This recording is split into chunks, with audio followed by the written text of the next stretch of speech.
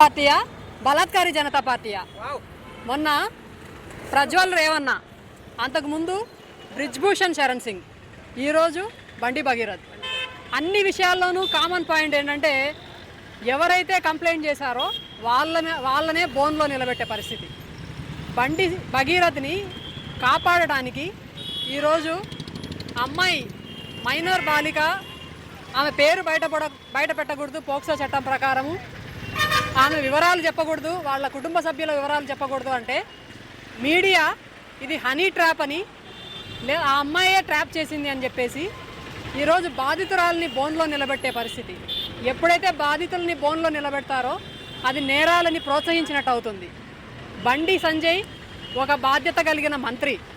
ఆయన మాట్లాడితే నేను హిందువుని, రాముని భక్తుణ్ణి, హనుమంతుని భక్తుణ్ణి, నేను తప్పు చేయను అని అంటుంటాడు. వాళ్ళ ఇంట్లో తప్పు జరిగింది, వాళ్ళ అబ్బాయి సైకోలాగా బిహేవ్ చేస్తున్నాడు.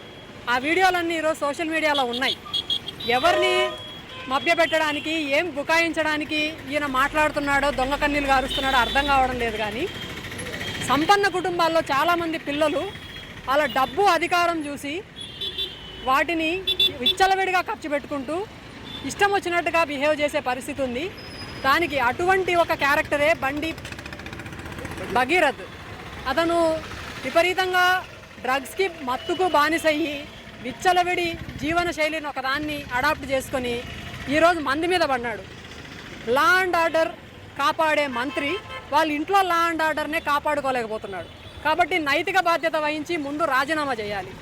ఒకవేళ అతను రాజీనామా చేయకపోతే, ఎందుకనంటే ఆయన కేసుని ప్రభావితం చేసే ఛాన్సెస్ ఉన్నాయి కాబట్టి, ఇప్పటికే కేసు ప్రభావితం అవుతున్నట్టుగా అందరికీ తెలుస్తుంది. కాబట్టి అతను ఎక్కడున్నాడో తెలుసు, ప్రభుత్వానికి తెలుసు, పోలీసులకు తెలుసు, కానీ కనిపించడం లేదు, పరారీలో ఉన్నాడని చెప్పి ఒకవైపు యాంటిసిపేటరీ బెయిల్ వేసి, అంటే బెయిల్ తీసుకొని మళ్ళీ బయటకు వచ్చే ప్రయత్నాలు జరుగుతూ ఉన్నాయి. తెలంగాణ ప్రభుత్వం కూడా చొరవ తీసుకోకుండా అతన్ని కాపాడే ఒక పరిస్థితి. ఎందుకంటే మేము విచారణ చేస్తున్నాము, విచారణలో తేలిన తర్వాత అరెస్ట్ చేస్తాము. పోక్సో చట్టంలో ముందు అరెస్ట్ చేయాలి, తర్వాత విచారణ చేయాలి, శిక్షించాల్సింది కోర్టులు. కానీ ఇష్టం వచ్చినట్టుగా చట్టాలని మారుస్తున్నారు. కాబట్టి బీజేపీ మేము మహిళల కోసం ఉన్నాము అని దొంగ కన్నీళ్లు కార్చడం కాదు. మొన్నటికి మొన్న పార్లమెంట్లో మహిళా బిల్లు పాస్ కాలేదు, మేము మహిళలకి న్యాయం చేయాలనుకుంటే విపక్షాలన్నీ కలిసి అడ్డం పడినాయి అని మాట్లాడుతున్నారు కదా.